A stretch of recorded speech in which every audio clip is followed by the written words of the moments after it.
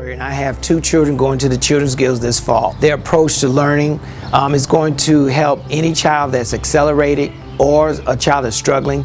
Currently I have a child that's struggling right now, and I believe that they're going to be able to support that child.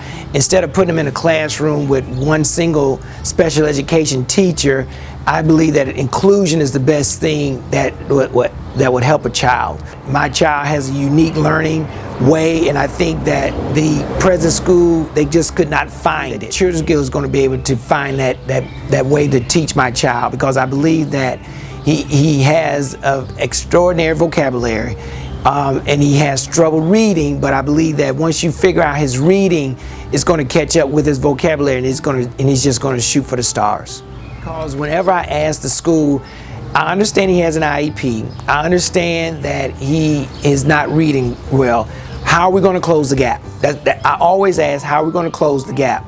And I believe that with the Children's Guild, they have a way to close that gap. The way that they have their staff with one teacher and an aide going between the classes is going to be enough support where you don't have to pull the child out.